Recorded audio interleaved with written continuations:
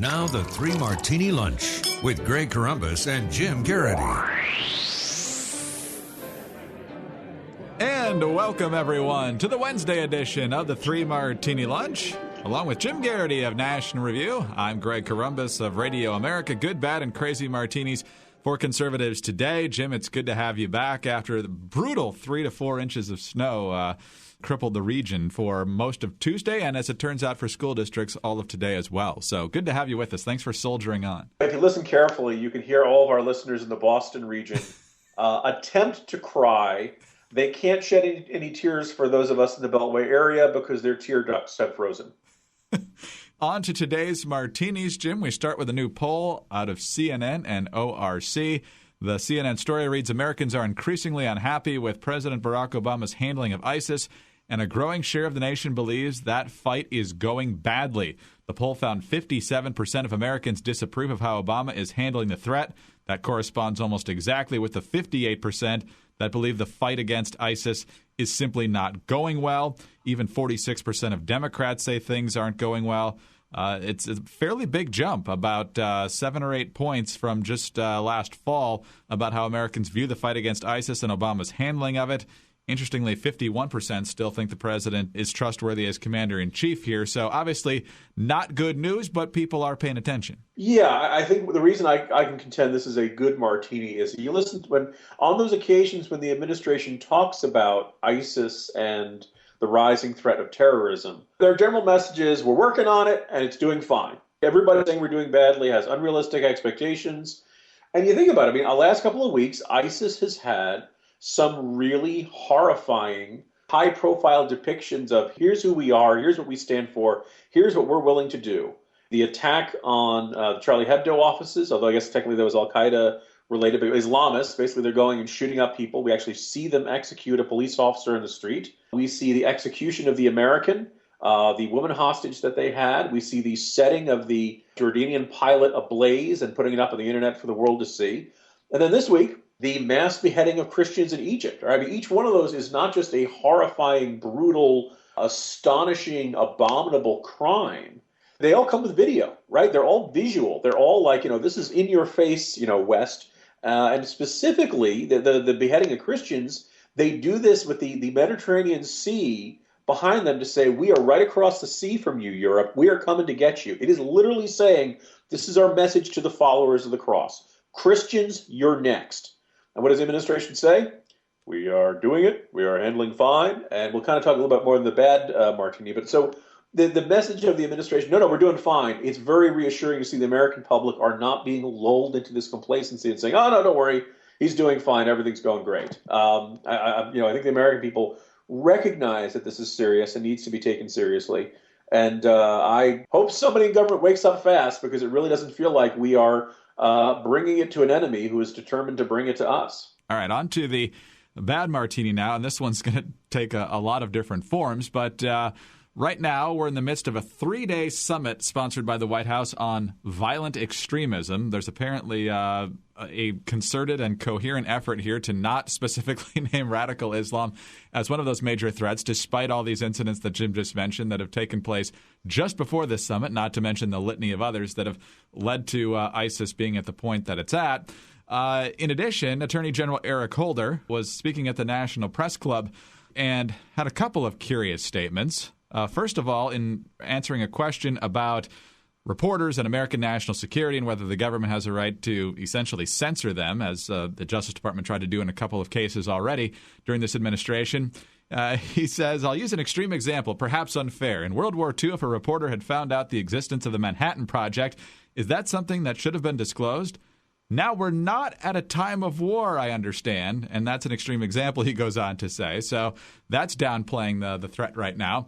In addition to that, there was a question during the Q&A time about why the administration doesn't seem to like to use the term radical Islam or Islamic extremism, and here's a couple of excerpts from what Holder had to say.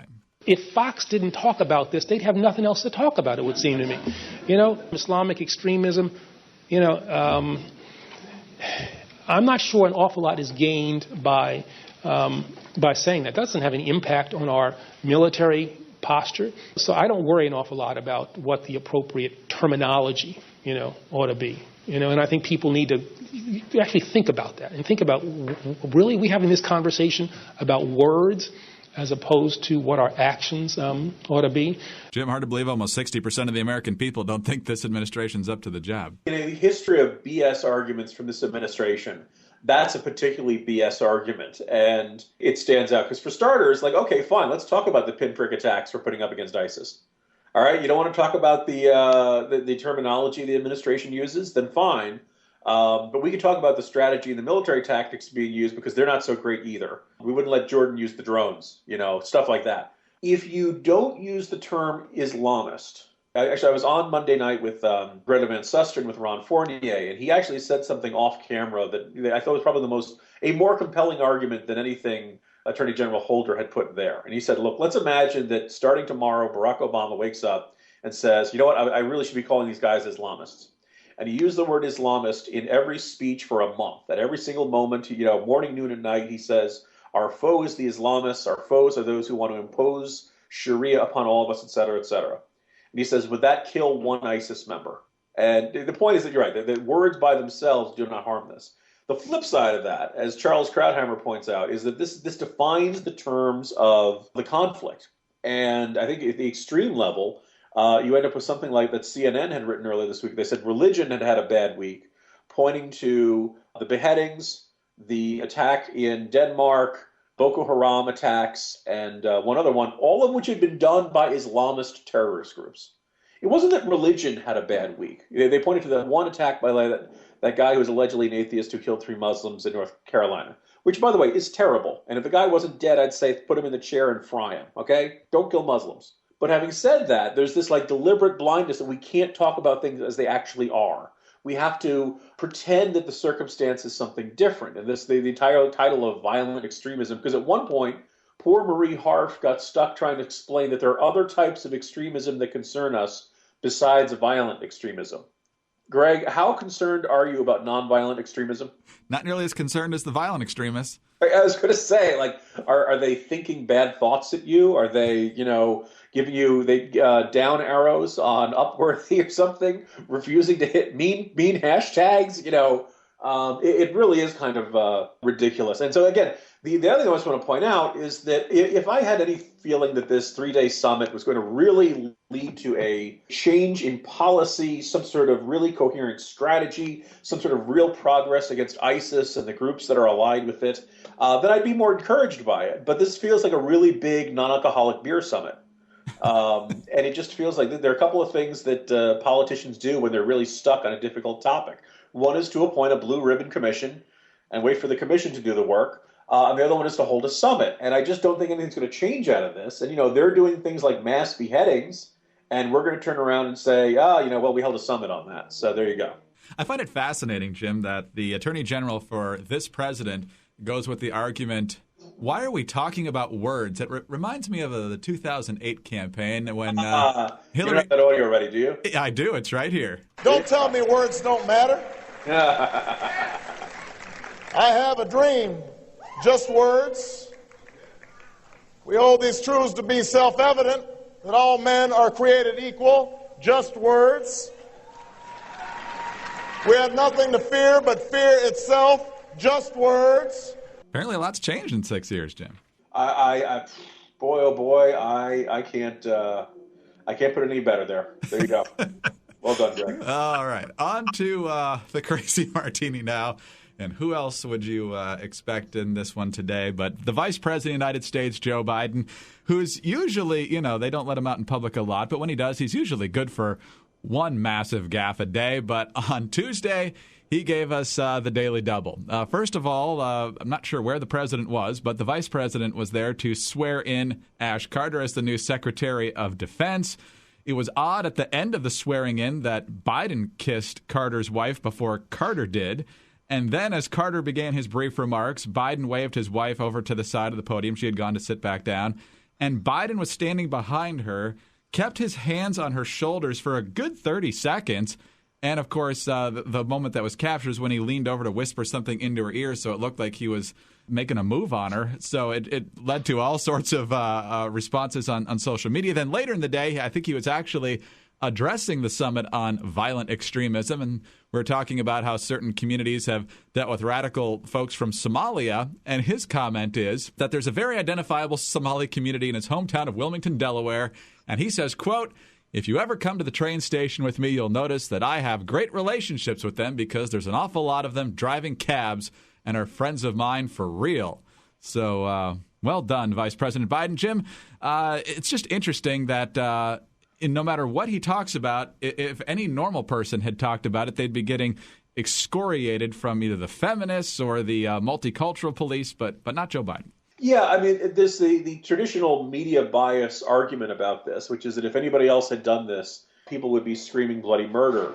You know, there's an argument to be said that the culture is too hypersensitive about touching in public, men touching women in public and things like that, that, you know, Joe Biden is just a huggy guy, and that's all that it means. But here's the thing: as somebody pointed out to me, you know, in the military, if a superior officer tells his underling "good job" and pats her on the bottom, that's sexual harassment, right? That's bad. That's all it takes to create a actual serious issue that needs to be adjudicated.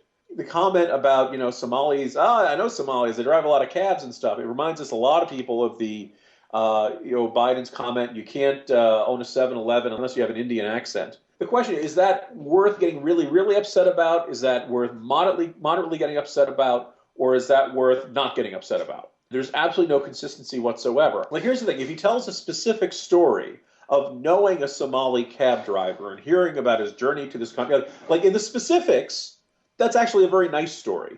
If you just say, I know Somalis, they're the ones who drive cabs, it really comes across as jerky. And I don't know if it necessarily means we need to, you know, have lawyers parachute in to you know, drag every little social interaction into the courtroom.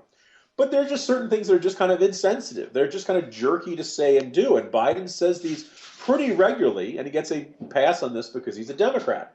Same thing with the kind of touching in public. And in a lot of these cases, in some of these cases, you can actually see the women kind of like cringing or kind of pulling away, and it just looks ridiculous. And what's kind of amazing is that nobody feels the need to pull the vice president aside and say, hey, you really got to watch that. You come across as kind of jerky in that. And, you know, the jokes about Joe Biden being America's national drunk uncle and stuff like that have been going around for a long time. But again, I don't think it's fair to judge people. And remember, did we drive some guy to tears because he wore a T-shirt that had scantily clad women on it? Yeah, the guy who landed something on a comet. Yeah, all he's done is do something nobody else has done before. But his Hawaiian shirt is insensitive, so we've got to get him. But the vice president, hey, that's cool. You know, I'm just glad, Greg, that at no point in Ashton Carter's remarks did he say things like, "As your Secretary of Defense, I pledge to be vigilant against those who are trying to get their hands on American civilians and everything we hold dear. I'll never turn my back to this threat, Greg." On the one hand, you could imagine this being a hilarious Saturday Night Live sketch, except it's happening in real life and in front of us. We're used to the president embarrassing us on the international stage. I guess the vice president embarrasses us on the national stage. Yeah, it's kind of sad that that's what we took away. It's Biden's own fault from the swearing in of probably the president's best cabinet selection in a while.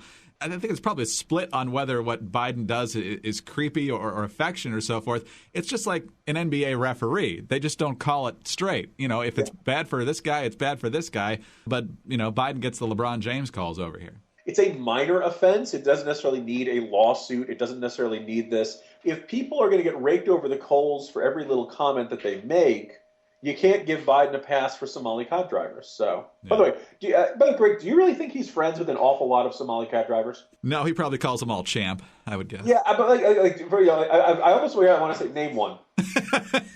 Right? Name two, okay? I think what he means is that he has seen Somali cab drivers, or he has had Somali cab drivers, which is not quite the same as being a friend, unless, I suppose, in Biden world, we're all his friends. Well, you know, he spent a lot of time in the Senate where everybody's your good personal friend, even though you detest them and disagree with them on most major policy issues. So, friend from... Honorable gentleman and my distinguished colleague from such and such, yeah. Yes. The final thought on that, Greg, is a good lesson of, you're right, of how life in the Senate changes you.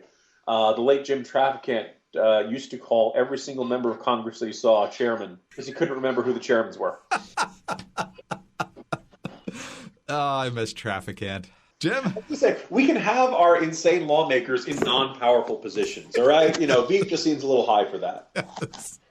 Have a good day. See you tomorrow, Greg. Sounds good. Jim Geraghty of National Review. I'm Greg Corombos of Radio America. Thanks for being with us today. Join us again on Thursday for the next 3 Martini Lunch.